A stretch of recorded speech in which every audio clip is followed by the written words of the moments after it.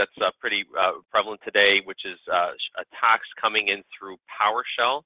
I'm going to try to make this as relevant as possible and through what I'm hearing today. So hopefully that will pique your interest, and that is something that's going to be of interest. So what I'm going to try to do is, whatever time we have remaining at the end of the webinar, I'll try to do a kind of a live demo and show some attacks through PowerShell and what it all means with this actionable threat intelligence, and hopefully that'll be very entertaining. So can I just get someone to confirm through the chat window, or you can speak up just to say that you can hear me and also that you can see the slides on the screen?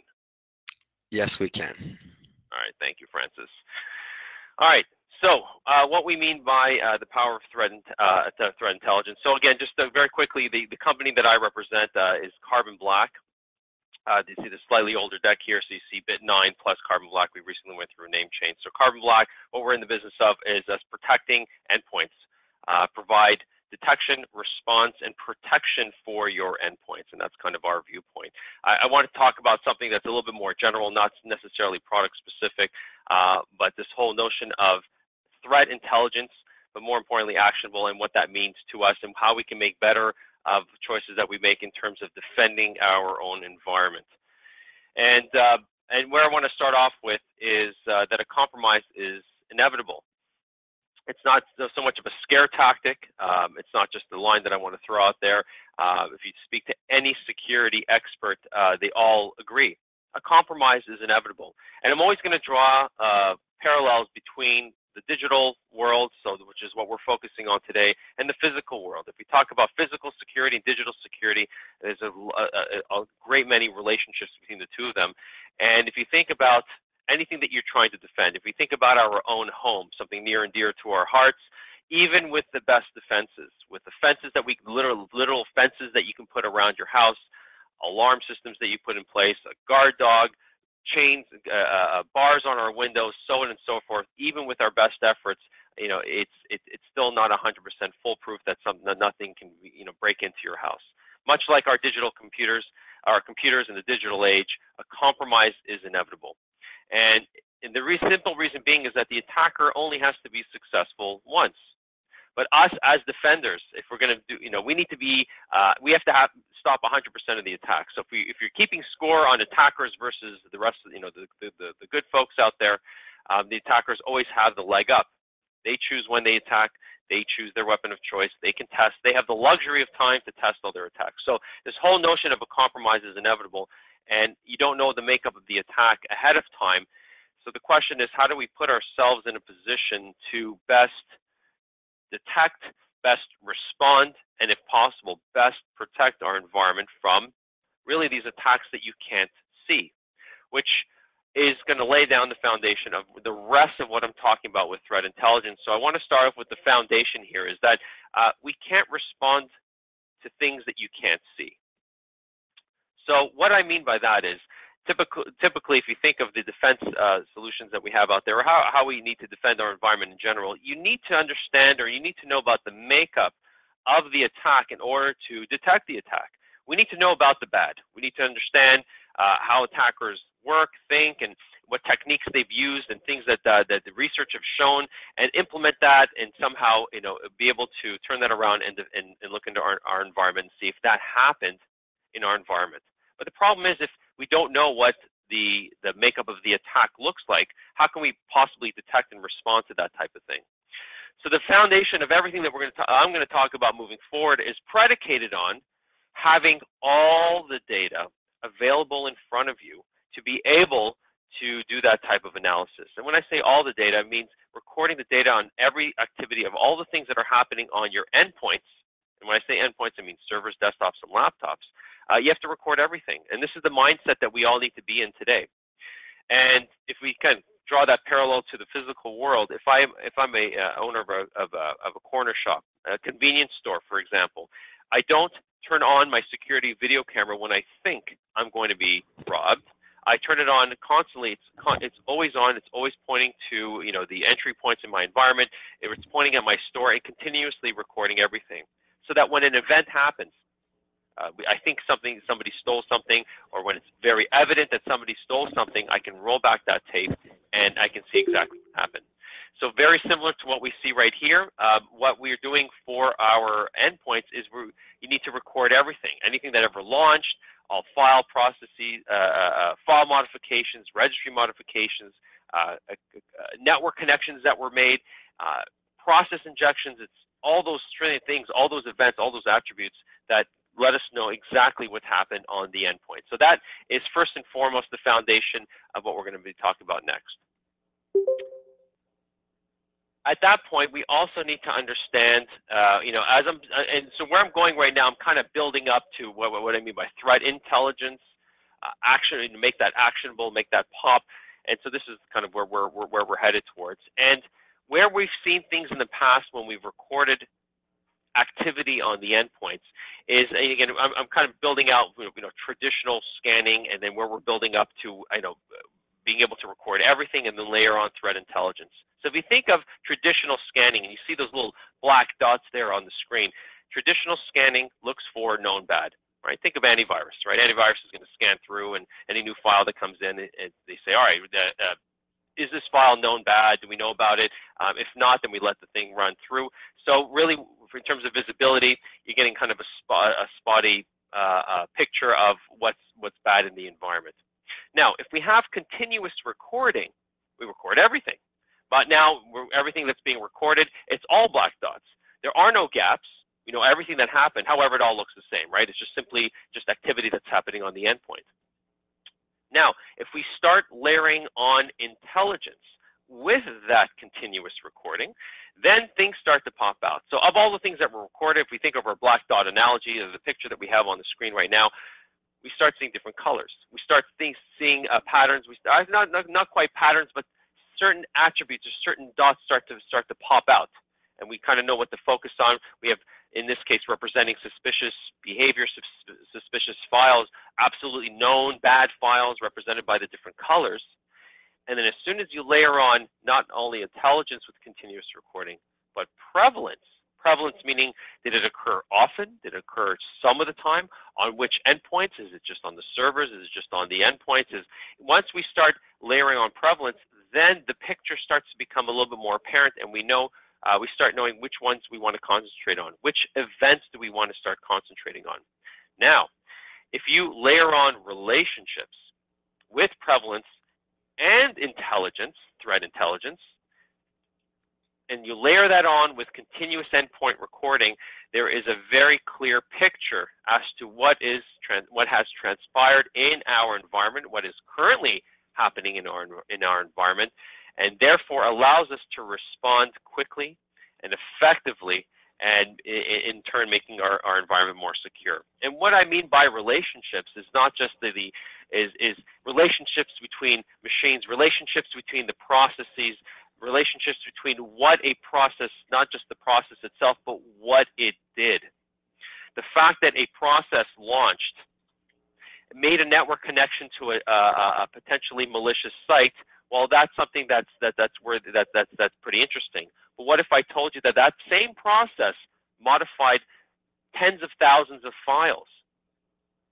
So for those who have been hit recently with ransomware or CryptoLocker know that that's certainly indicative of that type of behavior. So that process that's modifying that many files and also made that network connection and has also propagated to 10 other machines, well, that is something that we absolutely need to take action immediately on this particular behavior.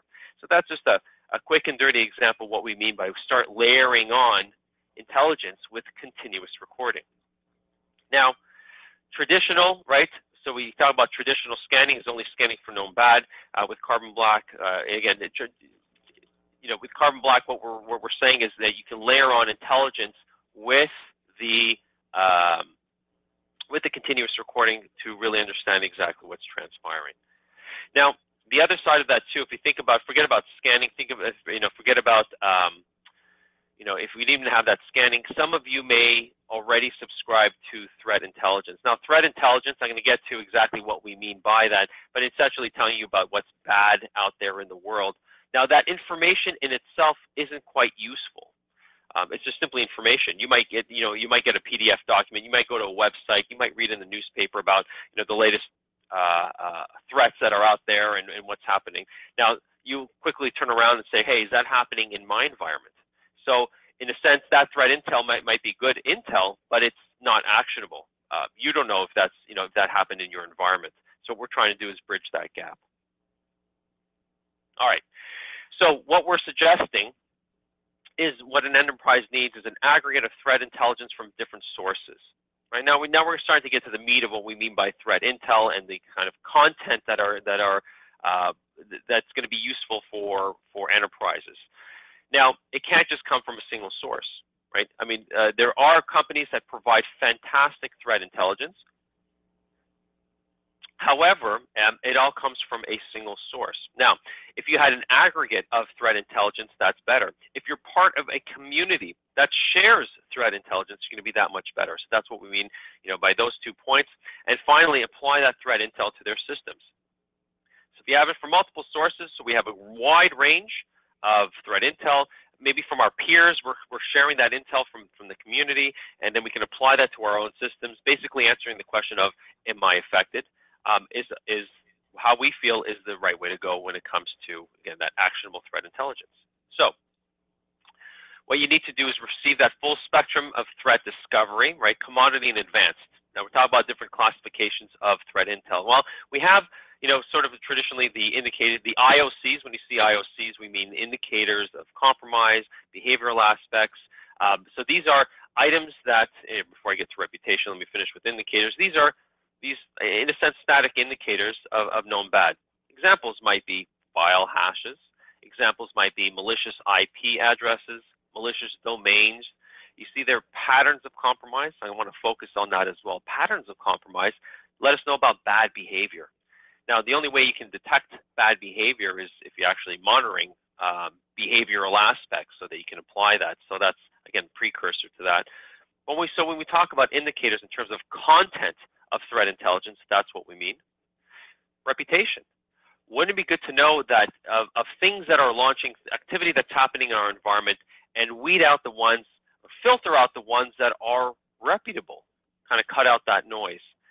Also in the context of an investigation, if you're actually looking at something suspicious happening, it might be noteworthy to know that something reputable launched and then did something suspicious. Again, if there's time towards the end of the webinar, which I believe there will be, I'll actually want to show you, something a little bit more relevant to this day and age, which is attacks coming in through PowerShell. PowerShell being a very reputable application. In fact, it's built into Windows. Yet evildoers are taking advantage of that. Finally, the last little bit of in terms of the content of threat intel, what we suggest as well is classification. So it's not just the indicators and what's reputable and what's not reputable, but also understand of the evil things that we've discovered. What's the classification behind that in terms of the campaign, the threat actor? What are they after? What are they trying to do? So with this type of rich content, and apply that to your environment, you're that much better. So indicators of compromise. Another way of thinking of that is, again, if you have, think of the type of content. Those indicators are great. But they're more of a reactive signature type content, meaning this is what's known bad out there in the world, right? And this is an ever-growing list, and it's forever going to be behind. I mean, it's important information to know and apply against your environment, against what's known bad out there. But the problem is, again, the next unknown bad, the next 0 day, is not going to be part of this list. So we're always going to be catching up to that. Layer that on with patterns of compromise. That's a little bit more proactive. And again, I'm talking about other additional content of threat intelligence. So what I mean by patterns of compromise, if you look at behavioral aspects, like for instance, if a Word document spawns off PowerShell, and PowerShell does a whole bunch of other things, now that's a pattern of compromise that I certainly want to be able to look for. An office application such as Word should never launch PowerShell, or there may be legitimate reasons, but I'll bet you 99 out of 100 times that's an indicator of something bad happening. it's those patterns of compromise that are a lot harder for attackers to change or to hide from. The indicators are easy, right? For an indicator, for me to change my file hash, for me to change, what IP address I connect to for my command and control server, that's easy enough for me to change as an attacker. But the things that I do on the endpoint, that's a lot harder for me to evade. Now, if you layer those on with threat intelligence, you're that much better. Okay, so we talked about an aggregate of threat intelligence. I said it's a great idea to get multiple sources of threat intelligence. So when different sources that are available, right, we have proprietary threat intel, right? We have companies that, their sole purpose in life is to provide threat intelligence, not only to an end user community, but they might OEM that data and share that data with other companies such as ourselves. And the whole idea is, again, they have their proprietary information, and perhaps their proprietary information only works with their proprietary tools. So we have those types of threat intel that you can get from a third party. So you perhaps the folks that are on the phone today, perhaps you subscribe to third-party threat intels, right? So there's many different sources out there. I'm going to show you some examples a little bit later on. But the whole idea is that, again, you can get intel from third parties along with proprietary, and of course there is open source. Well, I shouldn't say of course, but there are open source sources of threat intelligence. Tor, the NVD, the National Vulnerability Database. There's some Halotaxi, and there's other types of other companies out there that provide, in a sense, free threat intel. If, believe it or not, Facebook is in this category as well. They want to participate in the community and provide a level of kind of free threat intel, with the whole notion that we want to participate in stopping the bad out there. So you can't get some open source threat intel. Now, wouldn't it be great to have those three different types of threat intelligence, get them down to a single platform and apply that to your environment, which is where I'm headed towards next. Now, if we had the threat intel that you may subscribe to, open source and all that, if you had that all amalgamated in a cloud-based environment, that's going to be a lot easier. This is what we provide, and pull that down to a central server, be it on-prem or a cloud, but a central server that belongs to the customer, and that central server acts as kind of a proxy to two things. One, it's that continuous endpoint recording. So you see the endpoints all the way down to the bottom left-hand corner. They're continuously recording all activity, not just what we feel is suspicious, being sent over to the central server. At the same time, you get the threat intelligence, which is also coming down to that central server. And what comes out, if you look at the bottom right-hand corner, what you're getting is actionable threat intel that is applicable specific to your environment. I see that there's some questions out there. I'm thinking maybe I'll leave it on.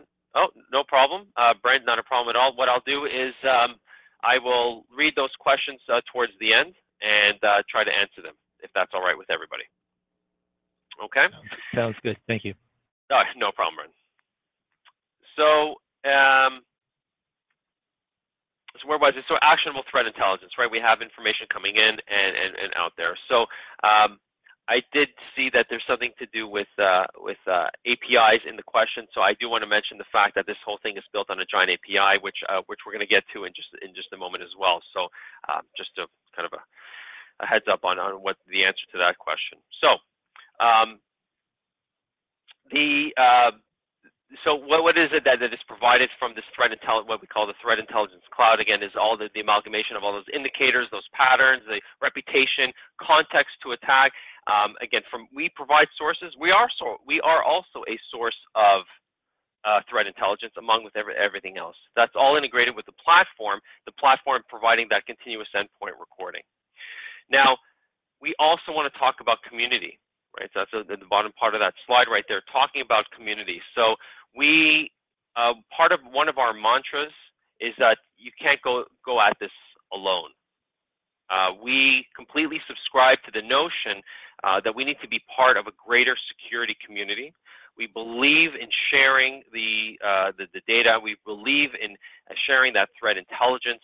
And it's for that reason why we've not only built an open community, so all our customers, we have a community site to not only share with threat intel, but incorporate those threat intelligence with our platform. But everything that we do is built on an open API, providing lots of connectors to other solutions. We do see ourselves as part of a network, a layered security stack. And and my suggestion is not just for us, but just in general, when we talk about security solutions, they have to integrate. They have to play nicely with other solutions. We can't work in a vacuum if we're going to be able to effectively defend our environment and effectively stop our adversaries. So again, something that we subscribe to, very, very important. So when we talk about some examples of threat intel that we see right there, and what feeds the threat intel cloud, and we actually have some examples. I'll show this in a live demo a little bit later on, but understand that now we're not only are we contributors to that threat intel, but you see that third-party feed, Alien Vault, Dalbala, some of our partners that have come to us and we've come to them that incorporate their knowledge into our threat intelligence clouds. If you look at the bottom, right, this is the same type of diagram that we saw earlier on how that actionable threat intelligence works, but I'm going to put some names to faces, or faces to names that I talked about before in terms of the content. Threat stream, threat connect, threat quotient, breakpoint, able to also incorporate custom feeds. Now, a lot of times people say, well, we have our own threat intel. We subscribe to threat intelligence that's not necessarily part of that the Carbon Black Threat Intelligence Cloud. In fact, we have what's called internal threat intelligence, we being, my customers out there. What are examples of internal threat intelligence? Well, think of your firewalls. Think of your next generation perimeter security solutions. They, in a sense, are providing you threat intel about your own environment. Now, that might be layered on with global threat intelligence, but that is internal threat intelligence. Wouldn't that be great if you can marry that information, that what's found on your perimeter, to what's happening on the endpoints? So there's ways to incorporate custom feeds. If you subscribe to any feeds that come in the form of sticks and taxis, so that's sort of this open standard for how to ingest threat intelligence. Again, whatever the case is, if it's open IOC, so on and so forth, incorporate that into your own platform, and then you can layer on and make threat intelligence truly actionable. So that's what's being represented right here. All right. Now, we talk about the notion of community. This is not something that we force our customers into. This is something that you of course, will, can opt into. Some companies are very sensitive with the information that's being shared, going out with our threat intelligence cloud. This is something that you completely opt into. Now, if you opt into that, there's going to be benefits that come down as well. You opt into it, sort of a give and take sort of scenario. Where we provide a layered on context and additional campaign type information, geolocations, and a lot of other rich data comes down in exchange for you sharing some of the threat intelligence. Nothing proprietary sent up. It's just more in the events that we see in the environments, and you being the beneficiary of a kind of this community of Carbon Black or global customers and what they see out there, and you're in good company. I can't really name names, but in terms of the customers of our customers, but if you think of who's who in Silicon Valley, if you think of who's who in the retail world, if you think of who's who in the banking world, and any other segments, they're all our customers. And so you're going to be the beneficiary of a lot of the threat intel that's found there. But the whole idea is that, and some threats that are found in one company get sent over to the cloud, something that's analyzed, scrubbed, and seen by our threat research team, and then becomes something that's an indicator as part of our corpus of threat intel information. And that comes down, and you're now able to detect things in a lot more efficient way in your environment. Okay. It's not quite new right here, but in terms of the threat intel, making this a little bit more, some succinct examples of other of what we mean by threat intel, as well as domain reputation. So, by virtue of the fact that we collect not only all the activity on the endpoint, but we also collect the network connections made by processes. We also capture the domain. So if there's a malicious IP or a known bad domain that's out there, you're going to get that. You're going to be the beneficiary of that. So that if something's beaconing out to any one of those known bad sites out there or IP addresses, you're going to know about it right away. So that's something that comes down immediately. You have threat scores, and this again something that's sent. Alerts that are sent through the solution. More importantly, in the spirit of openness, in the spirit of being integrating with other solutions as well. You probably have log aggregators like SIMS solutions out there. It could be ArcSight, Splunk, or QRadar, or what have you. All these alerts, all this information can also be forwarded off to those. So if you're trying to correlate a lot of things that are going on with the environment, not just what's happening on the endpoint, but perimeter and anything else, we are a contributor, or it's a good best practice to have your endpoint data contribute to your log aggregators for further analysis. All right. Attack attribution and context. So some examples right there that will be helpful as well as geolocation. So it might be a good idea to understand if a process is making a network connection out there, where that network connection is located.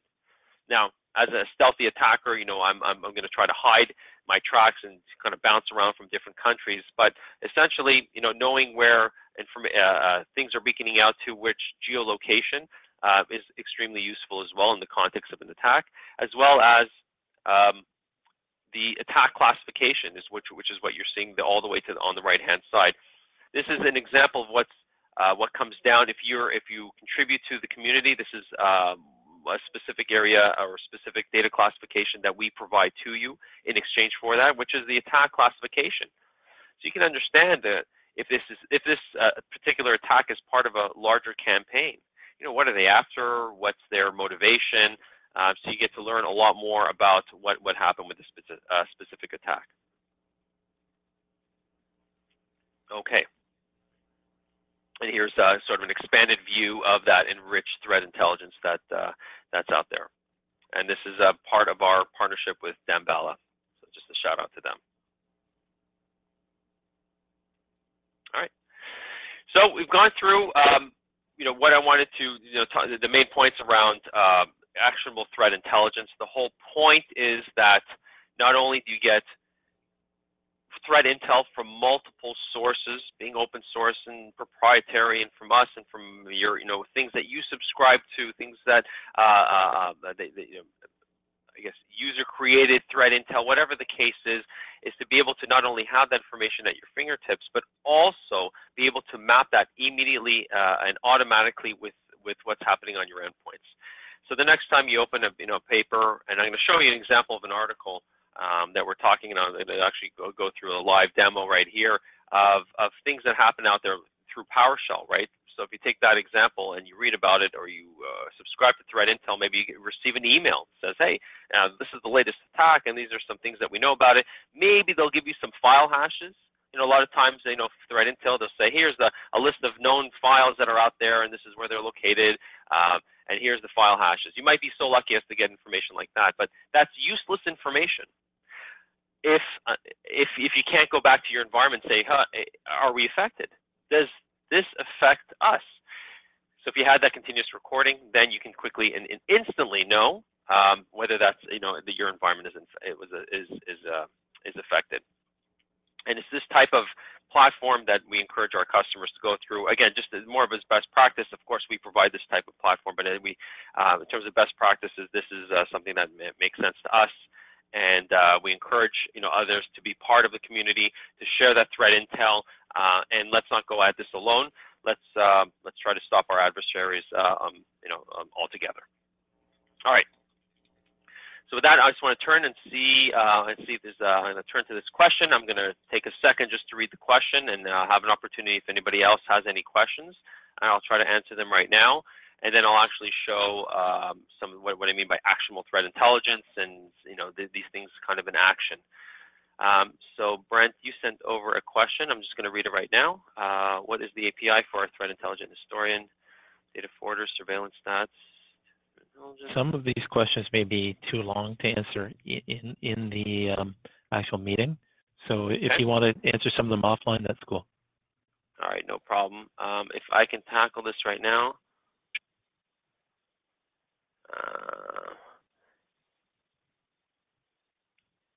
Yeah, this might be something that I can answer. Offline. Let's see. This is selected.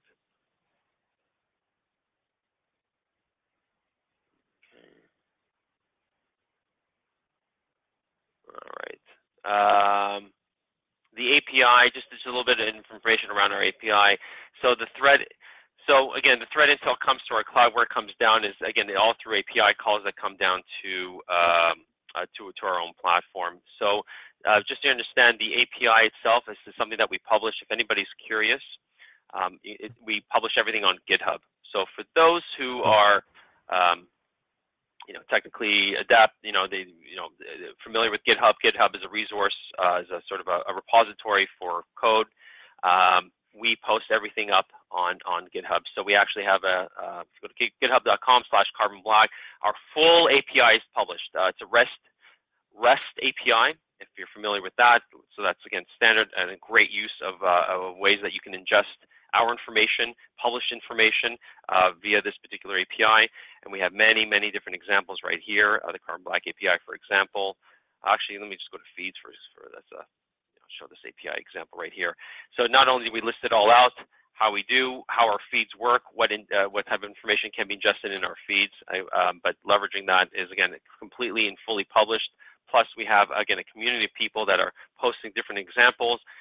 We have 3 dedicated people for our, what we call the Carbon Black community, to help with generating these scripts, generating content, keeping the community alive, making this open source valid, open source code relevant, and working well. So sounds good. Thank you. Yeah, no problem. So Brent, was that a question directly from you, or is that from? That's me. Yeah, I was just following along, and so I just, I had a few questions off the top of my head. Yeah, no problem. No problem. Okay. What I also want to show right now is, again, just a little bit on actionable threat intelligence, because we had the hour booked and we got through the content very, very nicely. So I want to, what I have in front of you, what you should be seeing is a couple machines right here, and I want to kind of stage an attack and just show a little bit on what we mean by continuous endpoint recording, what we mean by threat intelligence, and just so to give you just a little bit of a picture of what we do. What I have here is, again, for those that are familiar, I have an interpreter session here.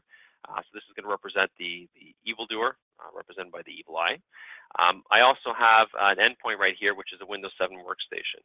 What's going to happen is I've been playing around with this, again, having a lot of fun with different ways of attacking machines, and again, highlighting some techniques, I wouldn't say common techniques, but new techniques that adversaries are using. I'm going to stage an attack leveraging Excel, and it's going to be a macro. And how this is relevant, I just want to we have a blog. Part of the mandate for our threat research team is to also blog about the latest threats. The one that came through recently, this was posted about a week ago, about PowerWare. I don't know if you guys read about that. But this is now this new wave of attacks. I can't say even new waves. This is actually for years it's been happening, but it's more prevalent now. Attacks leveraging PowerShell. PowerShell being a common Windows utility, powerful Windows utility, but it's becoming a favorite tool for attackers simply because they can do everything with PowerShell. And PowerShell is whitelisted, so to speak. It's a reputable application, nothing suspicious about PowerShell, but they're taking advantage of that notion and compromising environments. So lots of great blogs on it. This one happens to, this PowerWare example is coming through Word. So that kind of motivated me to do something similar to it. And so what I've done is I've done it through Excel. And what it's going to do is just simply compromise the machine and establish a session.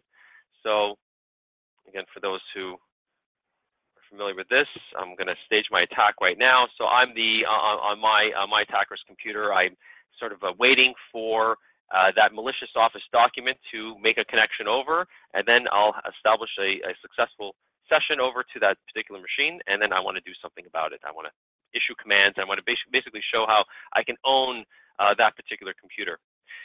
The whole point here is that, again, unless you're continuously recording everything that's happening on the endpoint, this type of attack might be completely missed, or maybe this type of attack will eventually be known, and me as the attacker, I'm going to play around with it, and I'm going to try to figure out another way to get into the environment. So again, how do we stop this type of attack is what I want to get into right now. So what's going to happen is I'm going to switch over here to my endpoint. What I'm going to do is launch my Excel document. And what this Excel document, again, to the user, just looks like a regular Excel document. Doesn't look like much is happening. And if I switch over to my attacker's computer, let me make this small right here, so we can kind of see everything in action. In a moment here, yeah, you see everything kind of scrolling up on my screen. So that means the Excel document successfully compromised the environment. It's established the session. So I look at my sessions, I have 1 successful sessions, and so as the attacker, I can now go interactive with this computer. So I've successfully compromised this host. Now, this Excel document could have come from a phishing email. This Excel document could have come from so many different ways. I'm trying to get the sort of bait the end user to click on it for demo purposes. I just simply clicked on it. So the whole point here is that I now have a control over this machine, and if I type something like execute-f. So I'm going to try to execute something remotely on the machine just to show you that I can do whatever I want on this computer. So if you look over here, I see calculator has been launched. So the whole idea here at this point, I can issue whatever command, I can elevate privileges, I can move around, I can steal data. There's a lot of commands that are available to me. So the point being is that if this Excel document, bypasses any, AV signature, that's very easy for me to check. I'm pretty confident that I go ahead and compromise this environment. So a couple things to note, and how do we, layer on threat intelligence with this type of thing? How do we layer on, how do we make use of this continuous endpoint recording is what I want to show right here. So what we have in front of us now is the Carbon Black console. Now, when we say I've recorded everything, just a quick little notion of what do we mean by everything. If I go over here, let me make this screen a little bit smaller so we can see everything on the screen. What we mean by record everything is literally all these events that are happening right here. So at any given time, what's been happening in the background is that any and all process information has been recorded, any and all file modifications, registry modifications, network connections. I can even keep a copy of every binary that's ever executed. Cross-process events, so these are events that are, in process injections that are made. So it's all being captured continuously with or without knowing that something evil is happening, right? That's the basic premise. At the same time, what's on my machine is, or down to the Carbon Black server is threat intelligence. All that threat intelligence I talked about before. Here are some examples. Virus total, right?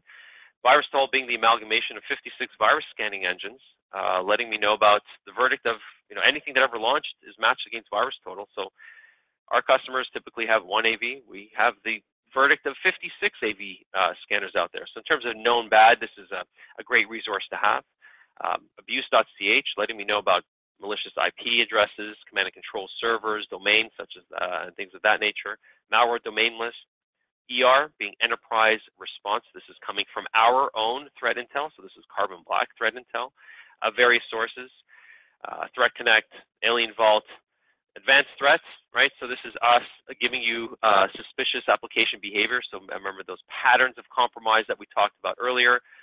Connections out to Tor sites, threat exchange. So this is coming from Facebook and so many other sources. I just grabbed one from a taxi source, the NVD, the National Vulnerability Database, and some other ones that I played around with as well. Soltra, for those who are familiar with Soltra, and some people do use that. Point being, it's custom threat intel, it's global threat intel, out-of-the-box threat intel, kind of all layering on what's going on.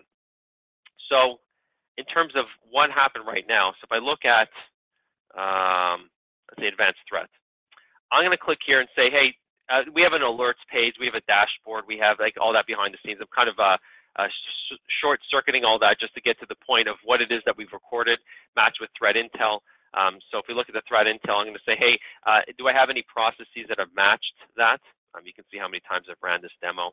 Let me sort this by when this last happened. So this is an instance here of processes that match anything from one of our advanced threat feeds showing suspicious application behavior. So if I look at this particular launch of PowerShell, what's given right here, and this is where I'll expand the screen so you can hopefully see things a little bit better on your side, is that since we've recorded everything, we have all that information. Something here triggered the threat intel. I can tell you again, what triggered that is some elements here in the command line that PowerShell was triggered from. It's also that the fact that PowerShell was triggered from WScript, which launched from Excel. So there's a lot of things that were indicative of suspicious application behavior. You can see here the calculator, that thing that launched. So actually what you see is, first of all, forget about threat intel for a second. You're actually seeing the result of that continuous endpoint recording. I know everything that launched. I know the command line that it was issued with. And I have the whole story right here in front of us. If you recall, right, Excel launched. Then PowerShell went off and established that the communication over to the command and control server. What we didn't know is that Excel macros, when they try to issue commands, leverage WScript. And then WScript launched, and part of this attack here is that WScript launched this command. So a malicious VBS file was dropped, and all the commands were issued there. So there's all the telltale signs of everything that happened right here. If I scroll down, I actually see all the individual events that each and every process did, every file mod, every registry mod, every anything and anything that was done. So that VBS file, I think it was called config.vbs. Let me just look for that here. I can see that Excel created and wrote to this config.vbs. We see where that landed. I see WScript launched. WScript launched this VBS command, and I can see all the things that it did. And then PowerShell executed. And all the things that PowerShell has done. I can see PowerShell modified, loaded 114 modules, modified 9 files, made 2 network connections. And click on that and just filter my view by the network connections in just a moment here. Sorry about that. Waiting for all the data to catch up here. I think because I'm still filtering. This is what happens when you're doing a live demo. So I still have my config.vbs in my filter view there. Let's try that again. Network connections, there we go. So here's all the network connections that were made. This connection actually happens to be my command and control server. I staged my whole attack on port 4444. Point being, the whole trail was captured here on camera, so to speak. This type of behavior was captured on camera. Was picked up by threat intelligence. So we were fortunate that this type of behavior is something that's, again, hard to evade. It's part of our threat intel to look for these types of things. But in the future, this type of thing might be missed. Attackers will be smart and they will be able to evade this type of thing with a new technique. But the fact that we have everything recorded, all the command lines that were issued, all the process launches, everything that they've done, eventually detection will catch up. Eventually, as soon as you get wind of something, that you can retroactively go back and research and find out, did this happen in my environment? Now, what I won't talk about too much today is, how do we stop this type of thing to begin with? We've detected it, we can ban it, we can stop it, there's measures in place that we can help, prevent this type of attack in the future. Our other solution called Carbon Black Protection can actually prevent this whole thing from happening to begin with. Being able to put controls around how PowerShell is executed, that's one way. Another way is, well, in this type of attack, we got a malicious VBS file that was dropped. Well, protection, our other solution, would be able to stop that thing from running to begin with. It's a trust-based security model. And if there's more information that's needed, again, you can reach out to us or to Conexsys or to any one of our partners, or anybody here from Carbon Black for that matter. All right, that's kind of what I wanted to show. We have about 10 minutes left. I want to give you a little bit more of your time, unless there's any questions from the general audience. Brent, if you have any questions, I'll call you out. I'm good, thank you. Okay. Okay. So unless there's any other questions, I want to thank you very much for taking 50 minutes of your time for the webinar today. I guess I'm assuming there's going to be a follow-up sent to everybody here. If anybody wants a copy of the presentation and things of that nature, that will be sent out. And with that, I want to thank Misa. I want to thank Conexsys, and enjoy the rest of your day. Have a good day. Thank you. Thank you, Alon.